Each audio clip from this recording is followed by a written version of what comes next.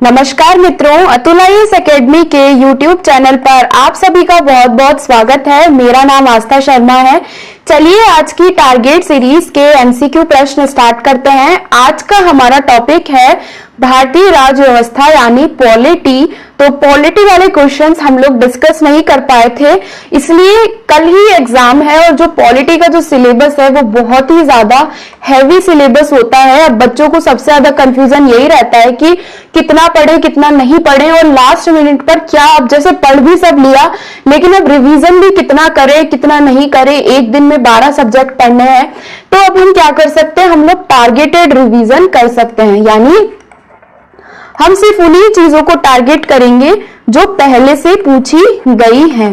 तो targeted revision, उसके अलावा प्रैक्टिस, उसके अलावा ये देखना कि किस पैटर्न के क्वेश्चंस जो हैं वो इस एग्जाम में पूछे जाते हैं। उसके अलावा ये देखना कि यूपीएससी जो इस ईपीएफओ ईओ एग्जाम को कंडक्ट करवा रही है, जो आईएएस का भी एग्जाम कंडक्ट करवाती है, तो वो किस तरीके से क्वेश्चंस को पूछती है या घुमा देती है। तो कुछ कुछ टॉपिक्स ऐसे हैं जहां से सवाल बने हैं या आगे बन सकते हैं, तो लास्ट मिनट पर हम सिर्फ उनको रिवाइज करेंगे एग्जाम से जस्ट पहले, ताकि हमारी प्रश्नों की सटीकता यहां पर जो है वो बढ़ जाए। ठीक है, उसके अलावा ये भी देख पाएंगे कि कैसे क्वेश्चंस पूछते हैं और कौन कौन से टॉपिक्स हैं, कौन कौन से आर्टिकल्स हैं, इतने सारे अनुच्छेद हैं, इतनी सारे जो है चीजें हैं, तो हम सबको तो याद नहीं कर सकते। बहुत मोटी किताबें हैं पॉलिटी की, लेकिन कुछ कुछ चीजें हैं जहां से क्वेश्चंस आए, तो अब हम उनको देखेंगे। उसके अलावा ये भी देखेंगे कि कितनी डेप्थ में क्वेश्चन आते हैं। पता चला हमने पूरा चुनाव आयोग पढ़ लिया, लेकिन चुनाव आयोग से तो सिर्फ इतना ही पूछा कि चुनाव आयोग संवैधानिक निकाय है या नहीं है। अब तुम सोच रहे हो कि यार इतना नहीं पढ़ना चाहिए था, इतने में तो कुछ और पढ़ लेता है, पढ़ लेती। तो सिर्फ इसलिए कि कितने डेप्थ में कितनी गहराई में क्वेश्चंस पूछे जाते हैं, तो वो चीज भी हमें यहां से पता लगेगी। एग्जाम कल ही है। हिस्ट्री की जो है प्रैक्टिस सीरीज 2 वीडियो मैंने डाल दी थी कल, आप उन्हें अच्छे से प्रैक्टिस करो ताकि हिस्ट्री के क्वेश्चंस आप अच्छे से करो। और वहां से जो जो भी मैंने एक एक क्वेश्चन के साथ में आपको टॉपिक बताया है कि कौन कौन से टॉपिक है जहां से क्वेश्चंस बन रहे हैं या बनेंगे, उनको अच्छे से पढ़ो। दोनों वीडियोस को एंड तक वॉच करो और इस वाली वीडियो को भी अच्छे से वॉच करो ताकि पॉलिटी के क्वेश्चंस भी बन जाए। इकोनॉमी के क्वेश्चंस का भी मैंने एनालिसिस किया था, बट इकोनॉमी यानी अर्थव्यवस्था के इतने क्वेश्चंस आते नहीं है, 2-3 क्वेश्चन आते हैं।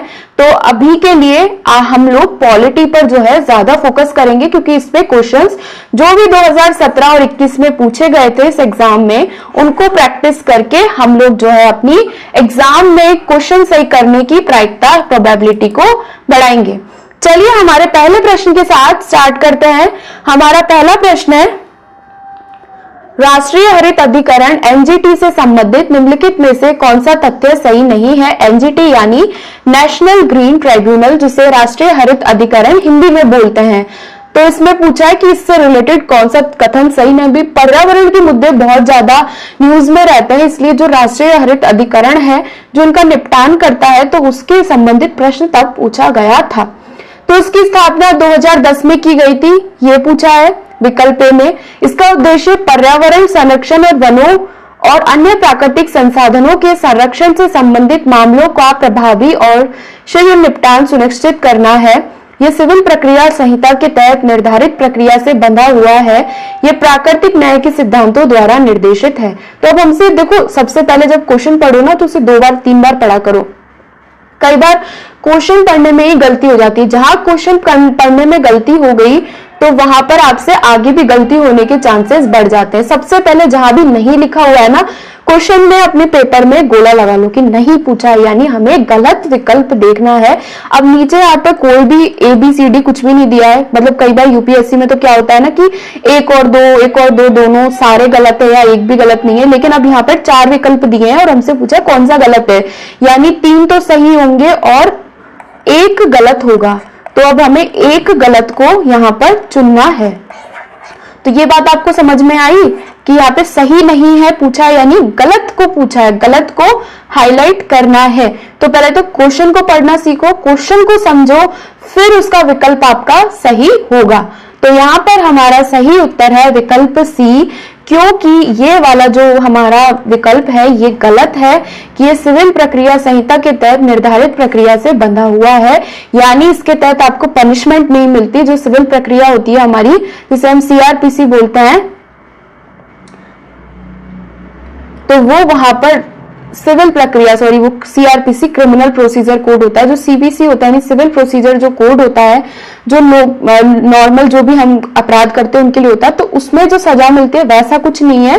ये प्राकृतिक न्याय के सिद्धांतों द्वारा निर्देशित है, इसलिए हमारा विकल्प सी गलत है और गलत हमसे पूछा है, इसलिए हमारा सही उत्तर हुआ विकल्प सी। तो इस प्रकार से प्रश्नों को समझना सीखिए। इस तरीके से घुमाया जाता है जब एग्जाम में जब हम सॉल्व करते हैं ना, तो वहां पर ऐसे दिमाग काम नहीं करता, इसलिए प्रैक्टिस करना, प्रीवियस ईयर क्वेश्चंस को लास्ट मोमेंट पे प्रैक्टिस करना। एक बच्चा कमेंट कर रहा था कि मैम ये तो प्रीवियस ईयर क्वेश्चंस हैं, तो मैंने उनको ये बोला था कि एग्जाम के पहले जो आपकी गाइडिंग लाइट होती है वो आपके प्रीवियस ईयर क्वेश्चंस होते हैं। कुछ भी नया मत पढ़ो, नया टेस्ट मत दो, जो पहले जो क्वेश्चन पूछे गए हैं उनको ही बारंबार जो है प्रैक्टिस करो, उनको देखो कि कैसे क्वेश्चन पूछे गए, एक एक लाइन को ढंग से पढ़ो, एक एक विकल्प को ढंग से पढ़ो। इस वीडियो को देखो, इस वीडियो के माध्यम से आपको प्रैक्टिस मैं करवा रही हूँ, इसमें सारे पॉलिटी के क्वेश्चन है जो अभी तक पूछे गए, तो इससे आपको काफी ज्यादा एज मिलेगी। और जो भी मैं बता रही हूँ टॉपिक, उनको जरूर अच्छे से एक बार लास्ट मिनट में, रात में, सुबह रिवाइज अपने बुक में टिक लगा लेना, अपने नोट्स में टिक लगा लेना और उनको जरूर टारगेट रूप से रिविजन करना। तो अब हम राष्ट्रीय हरित अधिकरण के बारे में जानते हैं। इसका गठन 18 अक्टूबर 2010 को किया था। ये किसी अधिनियम के तहत बना है जिसका नाम है राष्ट्रीय हरित अधिकरण अधिनियम 2010 और ये एक वैधानिक निकाय है, यानी ये एक अधिनियम के तहत बना है, इसलिए वैधानिक निकाय है, जिसे इंग्लिश में क्या बोलते हैं हम, नॉन कॉन्स्टिट्यूशनल बॉडी। इसलिए एनजीटी एक वैधानिक निकाय है और ये अनुच्छेद 21 से संबंधित है। 21 के तहत नहीं बना है लेकिन इससे संबंधित है। अगर 21 के तहत बनता तो ये संवैधानिक निकाय हो जाता है, लेकिन ये इसके संबंधित है। जो होता है जीवन का अधिकार, राइट टू लाइफ, अनुच्छेद 21 सबसे बड़ा, जो हमारा सबसे भारी अनुच्छेद है, जो आज भी इसमें आगे जो है पॉइंट्स ऐड होते जा रहे हैं, उसमें ये संबंधित है। तो इसको उच्च न्यायालय के समान दर्जा प्राप्त है। इसका मुख्यालय नई दिल्ली में है। इसकी स्थापना का मुख्य उद्देश्य था देश की अदालतों में लंबित मुकदमों का बोझ कम करने के लिए, क्योंकि जितने भी हाई कोर्ट, सुप्रीम कोर्ट है, वो ऑलरेडी बहुत सारे पेंडिंग केसेस हैं, तो वो पर्यावरणीय जो मुद्दे हैं जो बहुत ज्यादा अभी इम्पैक्ट कर रहे हैं, तो उनका निपटान नहीं हो रहा था, इसलिए उनके लिए अलग से एक अधिकरण बना दिया ताकि पर्यावरणीय मुद्दों का त्वरित निपटान हो सके। इसलिए एनजीटी एक अर्ध न्यायिक निकाय है। ये सिविल प्रक्रिया संहिता 1908 में उल्लेखित न्यायिक प्रक्रिया के पालन करने में बाध्य नहीं है, इसलिए हमारा विकल्प सी जो है वो गलत हो गया था। प्रश्न नंबर 2 की ओर बढ़ते हैं।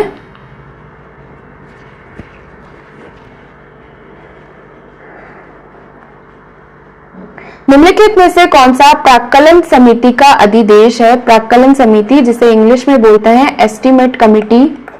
कई बार आपसे ट्रांसलिटरेशन करके ये भी बोल सकते हैं, हिंदी में एस्टीमेट कमिटी लिख दें, आप प्राक्कलन समिति लिख दें, तो थोड़ा सा ये हमें पता होना चाहिए। अगर आपने पॉलिटी पढ़ी है तो वहां पर एक चैप्टर होता है जिसका नाम होता है संसद, जिसे इंग्लिश में हम बोलते हैं पार्लियामेंट। तो संसद वाला जो चैप्टर है उसमें स्पीकर्स, डेप्यूटी स्पीकर्स और हमारे जितने भी मेंबर ऑफ पार्लियामेंट हैं, एमएलएज नहीं, मेंबर ऑफ पार्लियामेंट यानी हमारे जो सांसद हैं, उनके क्या अधिकार होते हैं, किस प्रकार के जो बिल आते हैं, बिल कैसे पास होता है, कौन कौन सी हमारी निधियां होती हैं, उन सब के बारे में दिया गया है। लेकिन पार्लियामेंट वाला जो चैप्टर है ये बहुत बड़ा है। लेकिन यहाँ पर अब कैसा सवाल पूछा है, ये आप इसमें एनालिसिस यहाँ पर कर सकते हो कि संसद के अंदर जो भी समितियां हैं उन समितियों के बारे में पूछा है। तो संसद की जितनी भी समिति हैं, जैसे प्राक्कलन समिति हो गई, दूसरी जितनी भी समितियां हो गई, तो उन 15-20 समितियों को यहाँ पर आपको अच्छे से याद करना है और उनका क्या अधिदेश है, यानी क्या उनका उद्देश्य है, वो आपको पढ़ना है। क्योंकि ये चैप्टर बहुत बड़ा है, पूरा रिवाइज कर नहीं सकते, अभी तक जितना पढ़ा उतना ठीक है, लेकिन एक जो टेबल होती है कि संसद की कौन सी समितियां, उनको एक बार लास्ट मोमेंट पे अच्छे से रिविजन करके जाए। यह रिपोर्ट करता है कि अनुमानों में अंतर्निहित नीति के अनुरूप अर्थव्यवस्थाएं, संगठन में सुधार, दक्षता या प्रशासनिक सुधार कैसे प्रभावित हो सकते हैं। यह सरकार के विनियोग और वित्त खातों की जांच करता है। यह नियंत्रक और महालेखा परीक्षक की रिपोर्टों की जांच करता है और क्या सार्वजनिक उपक्रम कुशलता पूर्वक चलाए जा रहे हैं ये देखता है। ये सामान्य सार्वजनिक हित के मामलों पर बिलों की जांच करता है। तो यहाँ पर हमारा जो सही उत्तर है वो है विकल्प ए, यानी प्राक्कलन समिति रिपोर्ट करती है कि अनुमानों में अंतर्निहित नीति के अनुरूप अर्थव्यवस्थाएं संगठन में सुधार, दक्षता और प्रशासनिक सुधार कैसे प्रभावित हो सकते हैं। चलिए इसकी व्याख्या की ओर बढ़ते हैं और इसके बारे में और जानते हैं।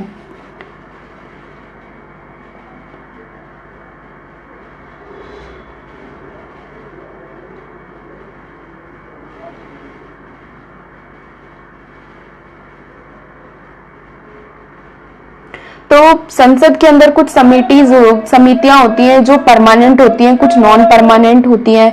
एडॉक कमेटी जिन्हें बोलते हैं, जो कुछ समय के लिए होती है। परमानेंट कमेटी जो हमेशा के लिए स्थायी समितियां होती हैं। तो ऐसा सब होता है, तो उनको हम थोड़ा सा रिवाइज कर लेंगे ताकि अगर एग्जाम में क्वेश्चन आता है तो हम उसको अच्छे से पढ़ लें, एग्जाम में सॉल्व कर लें।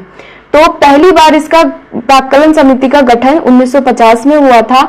इसमें 30 सदस्य होते हैं जो हर साल लोकसभा द्वारा अपने सदस्यों में से चुने जाते हैं, यानी जितने भी सांसद होते हैं उन सांसदों में से ही कोई यहाँ पर 30 सदस्य प्राक्कलन समिति में बैठते हैं और इनकी नियुक्ति अध्यक्ष द्वारा अपने सदस्यों में से की जाती है। अध्यक्ष कौन होता है? स्पीकर होते हैं। ठीक है, तो अब इसमें एक सबसे बड़ा जो बात आपको याद रखनी है वो ये है,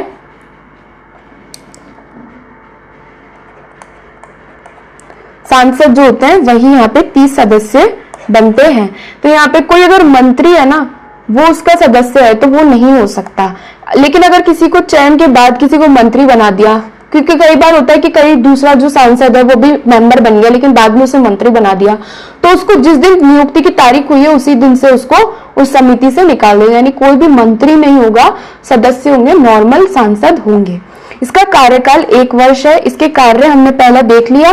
दूसरा है प्रशासन में दक्षता, मितव्ययिता लाने के लिए वैकल्पिक नीतियों का सुझाव देना। ये जांचना कि क्या पैसा अनुमान में निहित नीति के सीमा के भीतर अच्छी तरीके से रखा गया है। उस प्रारूप का सुझाव देना जिसमें अनुमान संसद के प्रस्तुत किए जाएंगे, यानी ऐसा प्रारूप जिसमें संसद में हम कुछ अनुमान प्रस्तुत करते हैं तो उसके आइडियाज भी यही समिति देती है। चलिए हमारे प्रश्न नंबर 3 की ओर बढ़ते हैं। लोकसभा में निम्नलिखित अध्यक्षों में से कौन अध्यक्ष के रूप में चुने जाने के बाद औपचारिक रूप से राजनीतिक दल से अलग हो गया था। तो यानी जो लोकसभा के अध्यक्ष होते हैं जिन्हें हम इंग्लिश में स्पीकर बोलते हैं, तो ऐसे कौन से स्पीकर थे जो बाद में अलग हो गए थे राजनीतिक दल से। तो यहाँ पर हमें 4 विकल्प दिए, जीवी मावलंकर, सरदार हुकुम सिंह, नीलम संजीव रेड्डी, पीए संगमा।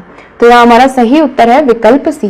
तो जो स्पीकर होता है उसकी एक कंडीशन होती है कि जब अगर स्पीकर बना दिया यानी वो पूरी जो है संसद के लोगों को गवर्न करेगा, यानी जितने भी लोग वहां पर बैठे हैं।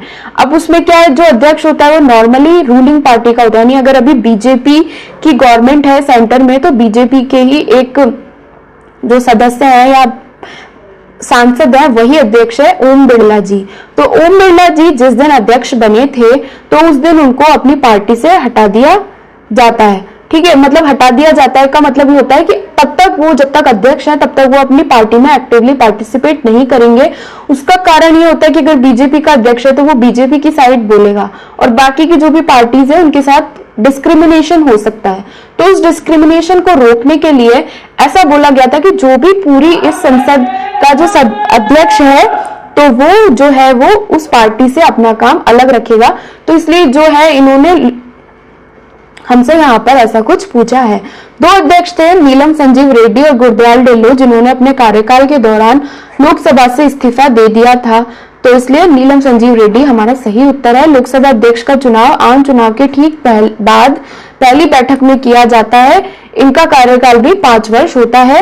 लोकसभा अध्यक्ष को लोकसभा के सदस्यों में से चुना जाता है। आमतौर पर लोकसभा अध्यक्ष का पद सत्तारूढ़ दल के सदस्य को दिया जाता है। जो मैंने बताया अभी बीजेपी है तो उनके जो है सदस्य अध्यक्ष बने हुए हैं। चलिए हमारे प्रश्न नंबर 4 की ओर बढ़ते हैं। निम्नलिखित में से कौन सा भारत की संविधान की 8वीं अनुसूची के भाषाओं में डोगरी में शामिल नहीं है। डोगरी, भोटी, मैथिली, संथाली। तो यहाँ पर हमारा सही उत्तर है विकल्प बी। चलिए इसकी व्याख्या की ओर बढ़ते हैं और इसके बारे में और जानते हैं।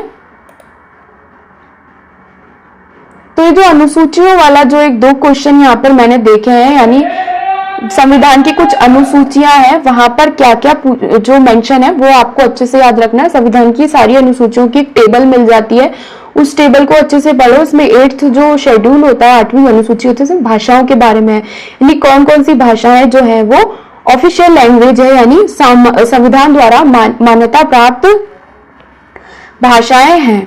तो इसमें मूल रूप से 14 भाषाएं हैं, लेकिन वर्तमान में 22 भाषाएं इसमें आई हैं। ठीक है, तो इसमें असमिया, बंगाली, बोडो, डोगरी, गुजराती, हिंदी, कन्नड़, कश्मीरी, कोंकणी, मैथिली, मलयालम, मणिपुरी, मराठी, नेपाली, उड़िया, पंजाबी, संस्कृत, संथाली, सिंधी, तमिल, तेलुगु, उर्दू है। सिंधी को अब देखो हमारे लिए ये इंपॉर्टेंट नहीं है, इतना नहीं पूछा गया है कि कौन सी भाषा कब जोड़ी गई थी, हमसे बस इतना पूछा गया है कि कौन सी भाषा थी। तो हम ये वाली लाइन जो है इसको अच्छे से याद कर लेंगे, और जितनी भी बाकी की अनुसूचियां हैं 7वीं, 8वीं, 9वीं, 10वीं, जैसे 10वीं के अंदर दल बदल कानून है, एंटी डिफेक्शन लॉ है, तो ये सब बातें जो इंपॉर्टेंट है। 6ठी और 5वीं अनुसूची बहुत ज्यादा इंपॉर्टेंट है, क्योंकि ये अनुसूचित क्षेत्रों से रिलेटेड है, तो वो भी आप अच्छे से याद कर लेंगे। ठीक है, चलिए हमारे प्रश्न नंबर 5 की ओर बढ़ते हैं।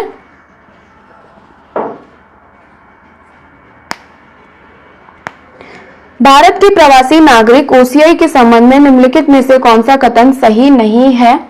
तो overseas citizens of India, OCI, इनको हिंदी में बोलते हैं भारत के प्रवासी नागरिक, यानी ऐसे नागरिक जो पहले भारतीय मूल के थे या मूल के हैं और अब किसी दूसरे देश में जाके बस गए हैं। एग्जाम्पल देके बताऊं, कनाडा में जितने भी सिख रहते हैं तो वो पहले भारत के उनके माता पिता थे या वो भारत के थे, लेकिन उन्होंने बाद में जाके कनाडा की नागरिकता ले ली, लेकिन अभी भी उनके जो जड़ है वो भारत से है। तो ऐसे लोगों के लिए एक अलग से प्रावधान बनाया गया है जिसका नाम है भारत के प्रवासी नागरिक, ओवरसीज, यानी जो दूर देश में रहते हैं।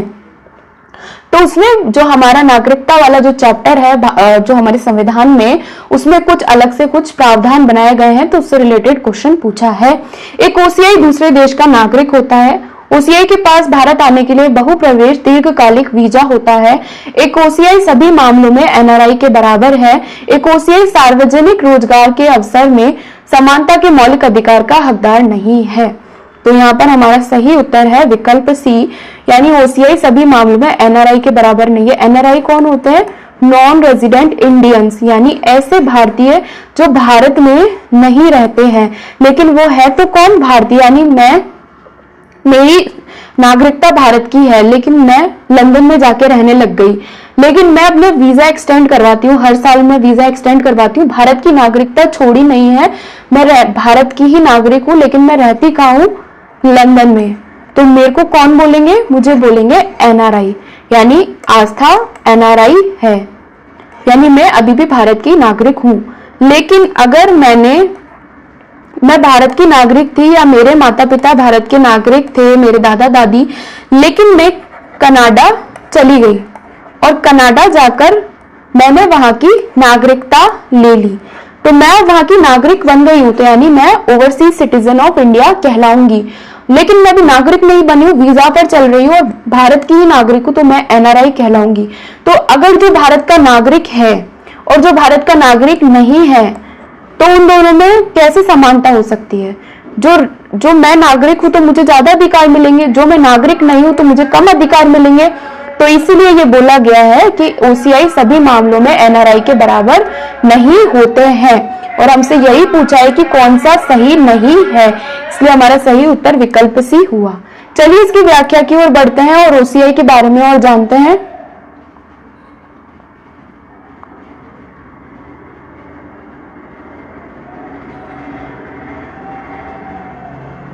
तो ये मैंने आपको अच्छे से ओसीआई और एनआरआई, यानी भारत के प्रवासी नागरिक और जो हमारे दूसरे एनआरआई होते हैं उनके बारे में बताया। अब थोड़ा सा और अच्छे से जान लेते हैं। तो भारत के जो विदेशी नागरिक होते हैं वो भारतीय मूल के सभी व्यक्तियों को संदर्भित करता है जो 1950 के बाद भारत के नागरिक थे या 26 जनवरी 1950 को भारत के नागरिक बनने के पात्र थे।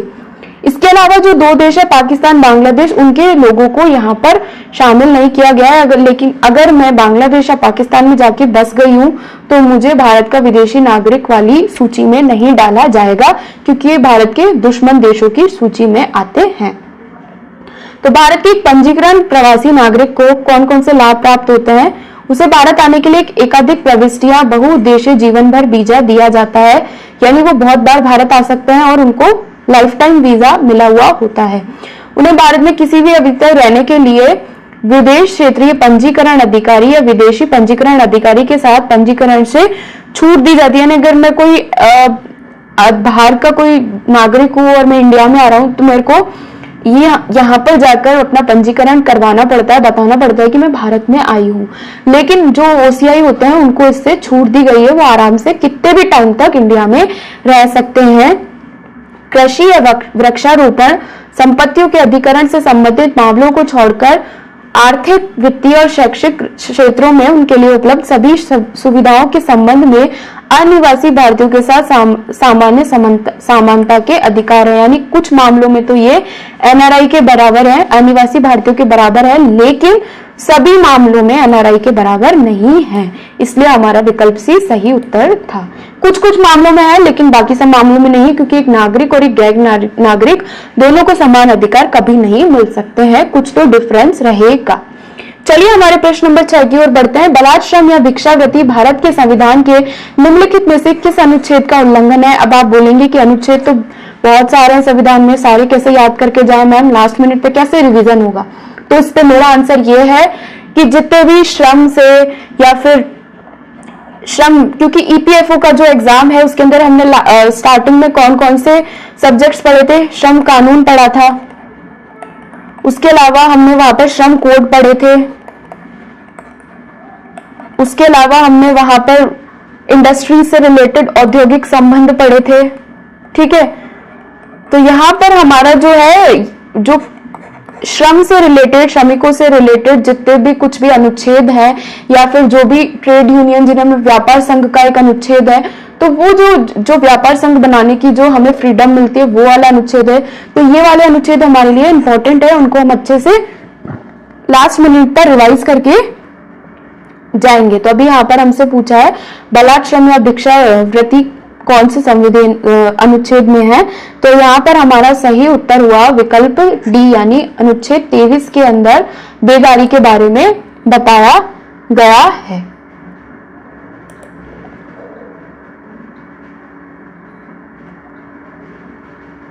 तो पहले जो है बेगारी बहुत करवाते थे, जो हमारा देश आजाद नहीं हुआ था उसके पहले जितने भी जमींदार होते थे या जो भी होते थे तो वो लोग क्या बेगारी करवाते थे। जैसे मैं एक किसान हूँ, मैं उनका कर्जा नहीं चुका पाई या उनका कर नहीं चुका पाई, तो वो क्या करेंगे, मेरी जमीन हड़प लेंगे। फिर उसके बाद जो बचा हुआ होगा, जैसे जमीन हड़पी तो उनका 50% कवर हो गया, लेकिन 50% अभी बाकी है कर्जा, तो वो उसके लिए मेरे को काम पर लगा लेंगे और अपने खेतों में या कहीं पर भी बेवजह काम करवाएंगे और मुझे पैसा नहीं देंगे, तो उसे बेगारी बोलते हैं। तो बेगारी का मतलब होता है काम करवाना और पैसा नहीं देना। तो ये पहले बहुत प्रचलित थी, कुप्रथा थी, लेकिन जब देश आजाद हुआ तो प्रॉपर संविधान में मौलिक अधिकारों में ये बात मेंशन की गई कि आप किसी भी भारतीय नागरिक से बेगारी नहीं करवा सकते हो, और ये श्रम से रिलेटेड है इसलिए। और हमारा जो ये एग्जाम है इसके अंदर श्रम कानून भी आता है, तो इस मौलिक अधिकार का यहाँ पे इंपॉर्टेंस बढ़ जाता है। तो ऐसे जितने भी मौलिक अधिकार हैं जहां पर ये चीजें मेंशन है उन्हें हम अच्छे से लास्ट मिनट पर रिवाइज करके जाएंगे।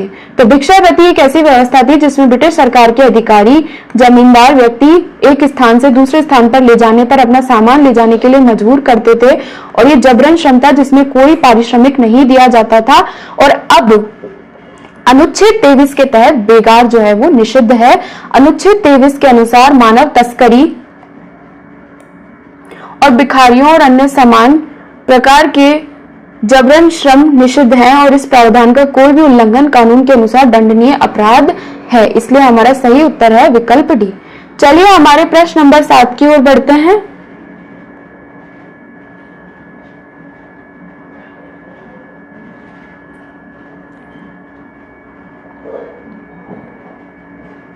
भारत की संविधान सभा के संबंध में निम्नलिखित में से कौन सा कथन सही नहीं है? तो संविधान सभा से भी हमसे क्वेश्चन पूछा है, और कल भी हमारा जो हम हिस्ट्री वाला डिस्कस कर रहे थे उसमें भी संविधान सभा का मेंशन था, तो इसलिए इसको अच्छे से हम याद करके जाएंगे। छोटा सा चैप्टर है, फर्स्ट चैप्टर है पॉलिटी का, इसको रिवाइज करने में ज्यादा टाइम भी नहीं लगता है, तो आप इसको अच्छे से एक बार लास्ट मिनट पे रिवाइज करके जाना। संविधान सभा उन सदस्यों से बनी थी जो प्रांतीय विधानसभा के सदस्यों द्वारा अप्रत्यक्ष रूप से चुने गए थे। यानी हमसे ये पूछा है कि जब वो कॉन्स्टिट्यूएंट असेंबली बनी थी जिसने संविधान बनाया था, तो उसमें कौन से सदस्य थे? संविधान सभा की पहली बैठक 9 दिसंबर 1946 को हुई। प्रत्येक प्रांत में सीटें 3 समुदायों मुस्लिम, सिख और सामान्य के बीच उनकी संबंधित आबादी के अनुपात में वितरित की गई। भारतीय राज्यों के प्रतिनिधियों के मामले में चयन की विधि भारत के गवर्नर जनरल द्वारा निर्धारित की जानी थी। हमसे फिर से यह पूछा है, एक बार ध्यान रखना यहाँ पे सही नहीं है, ये वाला क्वेश्चन बहुत ज्यादा पूछा जा रहा है। अच्छे से क्वेश्चन पढ़ना, 2-3 बार पढ़ना, कल ही पेपर है, अच्छे से क्वेश्चन पढ़ोगे तभी अच्छे से आंसर दे पाओगे। ये वाली मैंने ट्रिक आपको समझा दी कि जहां भी पूछा है सही नहीं है, तो यानी 3 सही है और 1 गलत है, गलत वाला चुनो और उसको सही लगाओ। तो यहाँ पर हमारा सही उत्तर है विकल्प डी, क्योंकि इनकी चयन जो है वो कैसे हुआ था वो हम व्याख्या में जानेंगे। संविधान सभा का जब गठन हुआ था तो प्रत्येक समुदाय के प्रतिनिधियों को प्रांतीय विधानसभा में उस समुदाय के सदस्यों द्वारा चुना जाना था, और मतदान एकल संक्रमणीय वोट के माध्यम से अनुपातिक प्रक्रिया के द्वारा विधि से होना था। और जो जैसे कोई रियासत है उसका प्रतिनिधि वहां पर जा रहा है, तो रियासत के प्रमुख द्वारा उनको नामित किया जाना था। इसके अलावा प्रत्येक ब्रिटिश प्रांत को आवंटित सीटों को उनकी जनसंख्या के अनुपात में 3 प्रमुख समुदायों मुस्लिम, सिख, सामान्य के अनुसार जो है वो विभाजित किया गया था। प्रत्येक प्रांत और रियासत को उनकी संबंधित जनसंख्या के अनुपात में सीटें आवंटित की जानी थी। मोटे तौर पर प्रत्येक 10 लाख की आबादी पर 1 सीट आवंटित की जानी थी। तो संविधान सभा जो थी वो संसद की तरह ही बनी थी। इसमें 389 सीटें थी, जिसमें 296 ब्रिटिश भारत को और 93 सीटें रियासतों को दी गई। तो जब ये भारत देश था, हमारा भारत नहीं सॉरी हिंदुस्तान जैसे बोलेंगे, जिसमें पाकिस्तान, बांग्लादेश और जितने भी बाकी के देश भी शामिल थे, सॉरी पाकिस्तान और बांग्लादेश भी शामिल थे। तो इसमें क्या है ना, कई तो थी जो रियासतें थी जैसे राजस्थान हो गया, और कई जो थे वो ब्रिटिश प्रांत थे जैसे बॉम्बे, बंगाल, पंजाब, मद्रास। तो ये जो है इनको 296 सीटें दी गई, यानी ब्रिटिश प्रांत में इतने लोग रिप्रेजेंट होके यहाँ पर आएंगे, और 93 सीटें रियासतों को दी गई, यानी जो छोटी छोटी रियासतें थी उनको जो है दी गई। तो उस हिसाब से 2 अलग अलग क्राइटेरिया रखे गए, यानी ब्रिटिश प्रांत में तो जनसंख्या के अनुपात में इलेक्शंस हुए थे और 3 समुदाय थे, मुस्लिम, सिख और सामान्य, इनके बीच में इनको विभाजित किया गया था, और इस अकॉर्डिंग वोटिंग के थ्रू मेंबर्स आए थे ताकि हर समुदाय से लोग जो है वहां पर इक्वल नंबर्स में पहुंचे। और जो रियासत थे, तो रियासतों के कुछ प्रमुख थे जो राजा थे, तो उन्होंने ही अपना जो है नामित करके अपना प्रतिनिधि वहां पर भेजा था। तो इस तरीके से 2 तरीके से लोग गए थे, इसीलिए संविधान सभा में आंशिक रूप से निर्वाचित और आंशिक रूप से नामांकित निकाय होना था, क्योंकि इसमें पूरी तरीके से जैसे आज संसद में जितने भी सांसद जाते हैं वो निर्वाचित होकर जाते हैं, लेकिन संसदीय सभा में निर्वाचित होकर भी गए थे और नामांकित होकर भी गए थे। तो नामांकित किसने किया था? रियासतों ने किया था। और कैबिनेट मिशन योजना के तहत तैयार की गई योजना में संविधान सभा का गठन कब हुआ था? नवंबर 1946 में। चलिए हमारे प्रश्न नंबर 8 की ओर बढ़ते हैं। निम्नलिखित में से कौन सा एक संवैधानिक निकाय नहीं है? भारत का चुनाव आयोग, वित्त आयोग, राजभाषा आयोग, राष्ट्रीय चुनाव आयोग।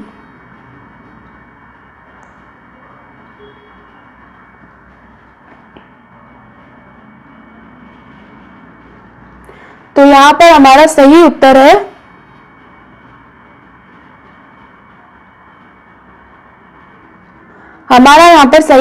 विकल्प डी, यानी राष्ट्रीय महिला आयोग संवैधानिक निकाय नहीं है।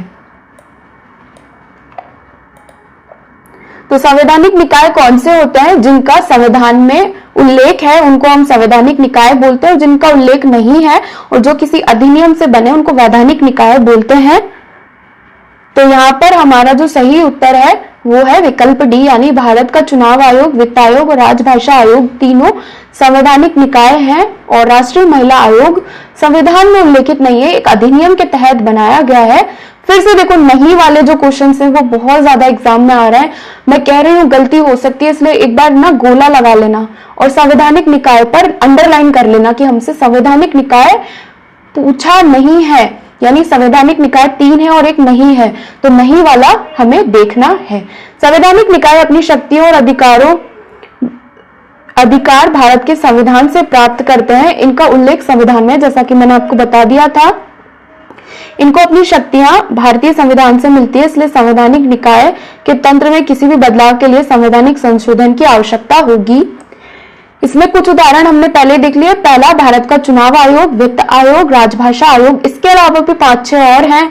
अपनी पॉलिटी के नोट्स देखो, उसमें जितने भी संवैधानिक निकाय हैं उनको अच्छे से याद रख करो और जितने भी गैर संवैधानिक निकाय हैं उनको भी अच्छे से याद करो।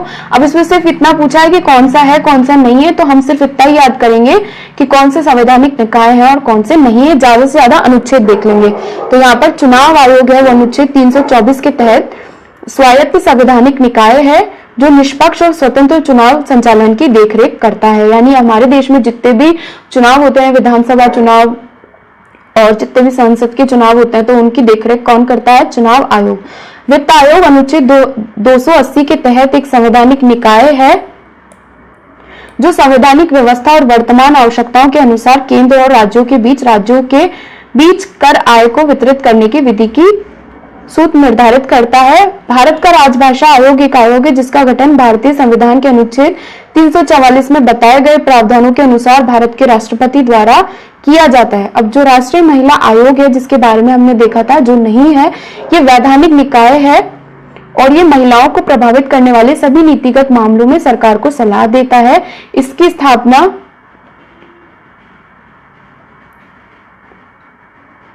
1990 के राष्ट्रीय महिला आयोग अधिनियम के तहत की गई थी, इसलिए ये वैधानिक निकाय है। चलिए हमारे प्रश्न नंबर 9 की ओर बढ़ते हैं। पंचायत अनुसूचित क्षेत्रों का विस्तार अधिनियम 1946 किसे प्राकृतिक संसाधन के स्वशासन की अनुमति देता है? ग्राम सभा, ग्राम पंचायत के अध्यक्ष, भारत के संविधान की 5वीं अनुसूची में उल्लेखित क्षेत्रों में स्थित एक गांव के वनवासी। तो यहाँ पर हमसे ये पूछा गया है कि जो प्राकृतिक संसाधन होते हैं, जैसे मेरा गांव है, गांव के अंदर तालाब है या फिर जो भी संसाधन है या फिर कोई भी वहां पर ऐसी कोई चीज है, तो उसकी अनुमति कौन देता है? ये हमसे यहाँ पर पूछा है। ग्राम सभा, ग्राम पंचायत के अध्यक्ष, भारत के संविधान की 5वीं अनुसूची में उल्लेखित क्षेत्रों में एक गांव के वनवासी। तो यहाँ पर हमारा सही उत्तर है विकल्प ए।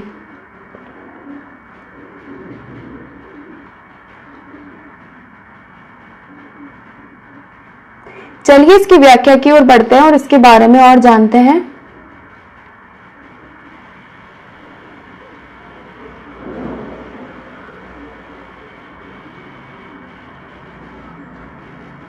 तो पंचायत प्रावधान अधिनियम 1996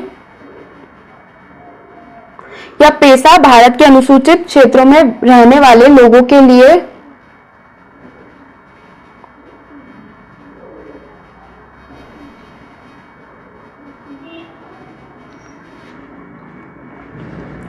पारंपरिक ग्राम सभाओं के माध्यम से स्वशासन सुनिश्चित करने के लिए भारत सरकार द्वारा बनाया गया एक कानून है। ठीक है, तो जो पंचायत वाले जो 93 और 94 वाला जो हमारा अधिनियम जब आया था, यानी संविधान संशोधन अधिनियम आया था, तो उससे पंचायतें बनी थी। तो पंचायत पहले जो है अलग अलग क्षेत्रों में बनी थी, लेकिन जो अनुसूचित क्षेत्र थे ना, जितने भी, जिनको शेड्यूल्ड एरियाज कहा जाता है, जहाँ पे आदिवासी रहते हैं, वनवासी रहते हैं, तो उनके लिए अलग से अधिनियम बनाया गया था। क्योंकि 5वीं और 6ठी अनुसूची अगर आपने ढंग से पढ़ी होगी तो आपको पता होगा कि जितने भी अनुसूचित और अनुचित क्षेत्र होते हैं उनको अलग तरीके के नियमों द्वारा गवर्न किया जाता है, जिसमें नागालैंड वगैरह जितने भी जो राज्य है जहां पर आदिवासी लोग रहते हैं, तो उनके लिए अलग से उनकी परंपराओं को प्रिजर्व करने के अलग से अधिनियम बनाए गए, तो उनके लिए जब उन पर पंचायत प्रावधान लगाया गया तो एक अधिनियम बनाया गया, उसके तहत वहां पर उनको लागू किया गया। तो वहां पर जितने भी, अब जैसे कोई भी ये जो आदिवासी क्षेत्र होते हैं वहां पे प्राकृतिक संसाधन होते हैं, तो उनका डिसीजन कौन लेगा? ग्राम सभा लेगी। ग्राम सभा क्यों? क्योंकि ग्राम सभा जब बैठती है, अगर आपको पता हो, अगर आप गांव में रहते हो तो ग्राम सभा के अंदर मेंबर्स, सरपंच, सेक्रेटरी या जिसको हम ग्राम विकास अधिकारी कहते हैं, और नॉर्मल लोग, सब लोग वहां पर बैठते हैं और डिस्कशन करते हैं। तो वहां पर जो डिसीजन लिया जाता है तो वो डिसीजन यानी पूरे गांव के लोग लेते हैं, तो इसीलिए ये यहाँ पर हुआ है। ग्राम सभा के पास लोगों की परंपरा और रीति रिवाजों, उनकी सांस्कृतिक पहचान, सामुदायिक संसाधनों और विवाद समाधान के पारंपरिक तरीकों की सुरक्षा और संरक्षण करने की शक्ति है। ये ग्राम सभा द्वारा प्राकृतिक संसाधनों के स्वशासन की भी अनुमति जो है वो देता है। तो हम इसे अच्छे से यहाँ पर पढ़ लेंगे। चलिए हमारे प्रश्न नंबर 10 की ओर बढ़ते हैं।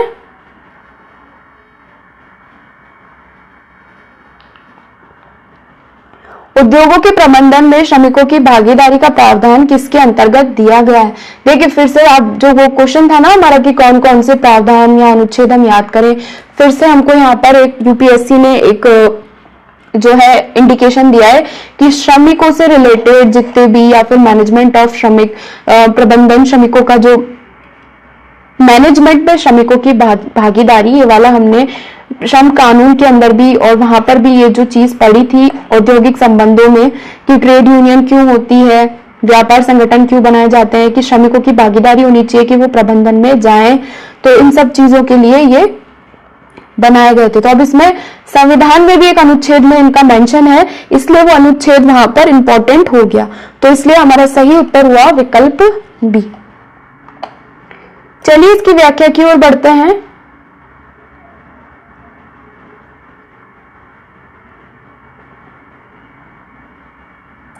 तो भारतीय संविधान का अनुच्छेद 43A जो हमारा राष्ट्रीय सिद्धांतों के नीतिगत निर्देश, जिसको हम डीपीएसपी बोलते हैं, जो मौलिक अधिकार के बाल वाला जो हमारा चैप्टर है ना डीपीएसपी, उसके अंदर जितने भी चीजें हैं उनमें एक ये अनुच्छेद है कि अगर कभी कोई अधिनियम बना सके तो जरूर बनाए, जिस पर अधिनियम बाद में बनाए भी गए थे कि श्रमिकों को ये जो है प्रबंधन में भागीदारी होनी चाहिए। तो ऐसा कहाँ पे लिखा हुआ है? अनुच्छेद 43A में। इसमें कहा गया है कि राज्य किसी उद्योग में लगे उपक्रमों, प्रतिष्ठानों या अन्य किसी संगठन के प्रबंधन में श्रमिकों की भागीदारी को सुनिश्चित करने के लिए उपयुक्त कानून या अन्य किसी तरीके से कदम जो है वो उठाएगा। चलिए हमारे प्रश्न नंबर 11 की ओर बढ़ते हैं।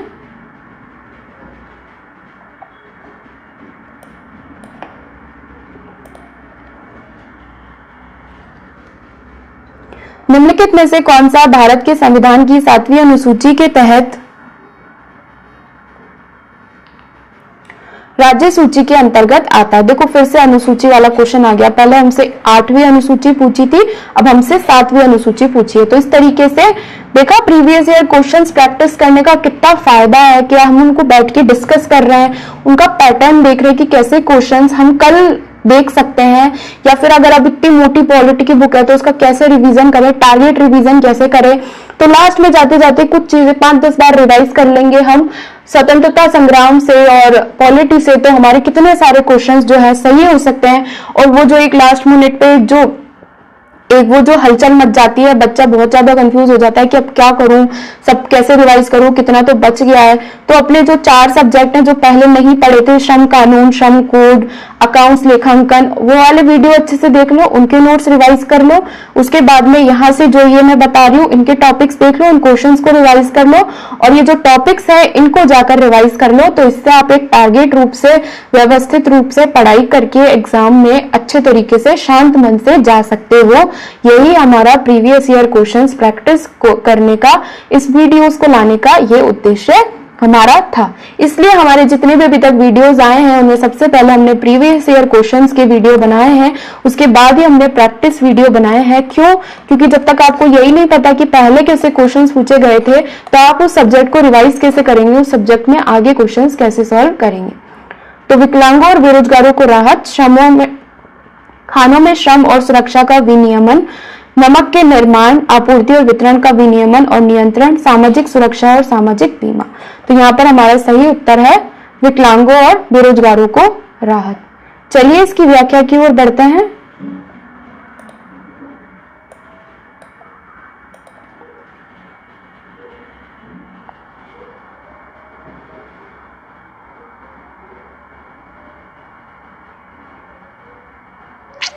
तो हमारी जो राज्य सूची होती है 7वीं अनुसूची में, इसमें 3 सूचियां होती है, संघ सूची, राज्य सूची और समवर्ती सूची। तो हमको यहाँ पर हमसे जो क्वेश्चन पूछा था वो राज्य सूची के ऊपर पूछा था। तो राज्य सूची भारत संविधान की अनुसूची 7 में 61 मूल रूप से 66 वस्तुओं की एक सूची है। मूल रूप से 66 वस्तुएं थी, अब 61 हो गई हैं क्योंकि काफी सारी चीजें समवर्ती सूची में चली गई है जहां पर राज्य और संघ दोनों उनको गवर्न कर सकते हैं। तो इसलिए यहाँ पर अब 61 ही रह गई है, 5 कम हो गई हैं। तो संबंधित राज्य सरकारों के पास इन वस्तुओं से संबंधित मामलों पर कानून बनाने की विशेष शक्ति है। तो ये जितनी भी तीनों सूचियां हैं, इनके अंदर जितनी भी चीजें मेंशन है, उनको आप एक टेबल वहां पर बनी हुई होती है, तो उनको आप अच्छे से याद कर ले, क्योंकि हमसे यहाँ पर इस सूची में क्या मेंशन है ये पूछा था। तो विकलांगों और बेरोजगारों की राहत 7वीं अनुसूची की राज्य सूची के अंतर्गत आता है, इसलिए हमारा सही उत्तर विकल्प ए हुआ था। तो इसलिए बोला था कि अनुसूचियों को अच्छे से पढ़ लो। अनुसूचियों के अंदर ये जो तीनों सूचियां हैं, इनके अंदर कौन सी सरकार किस पे नियम बना सकती है, कौन सी दोनों पर बना सकती है, तो वो सारी चीजें आपको वहां से रिवाइज करनी है। तो इसी प्रकार से मित्रों, आज के हमारे पॉलिटी के practice questions, previous year questions यहीं पर समाप्त होते हैं। वीडियो पसंद आती है तो वीडियो को लाइक करें, अपने हिंदी माध्यम के विद्यार्थियों के साथ लास्ट मोमेंट रिवीजन के लिए इसको शेयर करें, ताकि सभी बच्चे अच्छे से रिवीजन करके एग्जाम देने जा सके। और चैनल को सब्सक्राइब करना ना भूलें। कल के आपके एग्जाम के लिए मेरी तरफ से आप सभी लोगों को ऑल द बेस्ट। हमने 1-1.5 महीने में जो भी प्रैक्टिस की है, मैं आशा करती हूँ कि कल के एग्जाम में वो बहुत ज्यादा हेल्पफुल होगी। आप लोगों ने बहुत प्यार दिया, कमेंट्स दिए, उस हिसाब से हम लोगों ने ये टारगेट सीरीज आज यहाँ पर कंप्लीट कर दी है। और ऐसी मेरी कामना है कि सभी बच्चे कल बहुत अच्छा परफॉर्म करें। मैं यही कहूंगी कि एग्जाम, जो दोनों एग्जाम आप देने जा रहे हो, शांत मन से हर क्वेश्चन पढ़ना, क्योंकि पेपर यूपीएससी कंडक्ट करवा रहा है और यूपीएससी जो है वो आईएएस का भी एग्जाम जो है कंडक्ट करवाता है। इसलिए वहां पर यही होता है कि जितने शांत मन से और 2-3 बार पढ़कर आप अगर अपना पेपर अच्छे से सॉल्व करेंगे तो ही आप कर सकते हैं। जिसने जल्दबाजी कर दी, मन घबरा गया, क्वेश्चन देखकर घबरा गया, तो वो बच्चा पेपर में गड़बड़ कर देगा। तो यूपीएससी का टारगेट यही होता है कि स्टार्टिंग में, अंत में ऐसे क्वेश्चन दे देते हैं जिससे बच्चा घबरा जाए, लेकिन हमारा टारगेट ये होगा कि हम बहुत ही शांत मन से हर प्रश्न को पढ़ें। जो प्रश्न नहीं आता है उसको स्किप करके आगे बढ़ें, और जो प्रश्न पहले आते हैं उनको अच्छे से पढ़ें। और जितने भी, अगर जैसे हमारे 120 क्वेश्चन होता है, तो इसमें से जैसे 50 क्वेश्चन भी आप 50 प्रश्न भी अगर आप स्टार्टिंग में कर देते हो तो वो भी बहुत बड़ी बात है। उसके बाद में जो नहीं आ रहे हैं उन पर काम करेंगे। ओएमआर भरना ना भूले, लास्ट मोमेंट के लिए नहीं छोड़े। ओएमआर भरने में बहुत गलतियां होती हैं, तो 1 या 1.5 घंटा होते ही फटाफट ओएमआर भरना चालू करो। कई बार सॉल्व करते रह जाते हैं, ओएमआर नहीं भरते हैं तो सारा गोबर हो जाता है वहां पे। अब कितने सॉल्व कर लो, अगर ओएमआर में नहीं भरा तो क्या हुआ। तो इसलिए ओएमआर भरना मत भूलना। लास्ट में ओएमआर में बहुत गलतियां हो जाती है। कई बार बच्चा 1 गलत लगा देता है, 2 गलत लगा देता है, पूरा पैटर्न गलत हो जाता है। तो हड़बड़ी में बहुत गलती होती है, इसलिए लास्ट मोमेंट पे ओएमआर मत छोड़ना। ओएमआर को फर्स्ट में 50 क्वेश्चन सही हो गए, 50 क्वेश्चन लगा लेना, फिर 10 क्वेश्चन सही हुए, तो 1.5 घंटे तक आपकी ओएमआर 80% भर जानी चाहिए। फिर आधे घंटे में आप जो भी करते हो वो भी 10 मिनट पहले भर देना। तो इस प्रकार से जो प्रश्न नहीं आ रहे हैं उनमें मत फंसना, आगे बढ़ना, जितने आ रहा है उसको फटाफट टिक करना। क्योंकि अभी तक जितनी भी पढ़ाई की है, अगर ओएमआर भरने में गलती कर दी ना तो सारा बर्बाद हो जाएगा, और फिर बाद में हम किसको दोष दे पाएंगे, दोष हमारा है। इसलिए ओएमआर प्रैक्टिस, शांत मन, और गर्मी है, सर्दी है, उसका भी थोड़ा ध्यान रखें।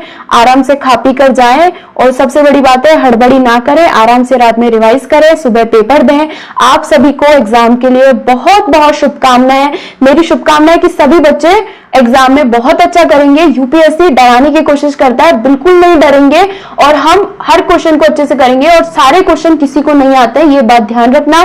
कई क्वेश्चन हमें वहां पर भी अच्छे से सॉल्व करने पड़ते हैं। ऐसा कभी मत सोचना कि आप जो पढ़कर गए हो सारे क्वेश्चन वहीं से आएंगे, नहीं आएंगे। वहां पर हमें अपना दिमाग लगाना पड़ता है। अगर आप एक अफसर बनने जा रहे हो तो अफसर ये थोड़ी होता है कि सारा पहले से पढ़ के गया, उसको कई ऐसी भी प्रॉब्लम सुलझानी होती है जो वो पहली बार देखता है। तो यही यूपीएससी आपसे चाहता है कि अगर आप एक अफसर बनो तो अगर आपके सामने कोई प्रॉब्लम आती है तो आप उसको उसी समय पर फेस कर उसका सॉल्यूशन निकाल दो। तो इसलिए ऐसे प्रश्न यहाँ पर दिए जाते हैं। तो आप घबराएंगे नहीं, एक अफसर की तरह सोचेंगे, अफसर बनने वाले हैं तो अफसर की तरह सोचेंगे और हर मुश्किल का सामना करेंगे, हर प्रश्न का सामना करेंगे। नहीं आता है छोड़ दो, आता है टिक करो, आगे बढ़ो, ओएमआर अच्छे से भरो और अपने एग्जाम को अच्छे से करके आओ।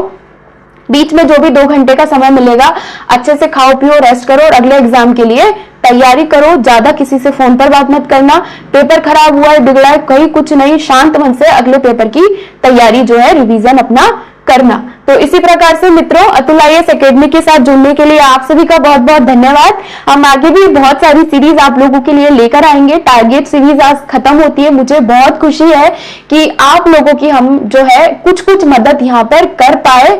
कमेंट्स में बताना एग्जाम कैसा हुआ, मैं जानने के लिए बहुत ज्यादा एक्साइटेड रहूंगी कि बच्चों ने कैसा एग्जाम किया। क्योंकि अगर आप इतनी मेहनत करते हो, बच्चों को कंटेंट देते हो, तो एक होता है कि बच्चों ने कैसा परफॉर्म किया। प्लीज आप आके मुझे बताना कितनी हेल्प मिली, कैसा एग्जाम था, कितना अच्छा आपने परफॉर्म किया। प्लीज कमेंट्स में कल आप मेरे को इस वीडियो के कमेंट्स में बताना और ये भी बताना कि आगे आपको कैसा कंटेंट चाहिए। तो बहुत बहुत धन्यवाद।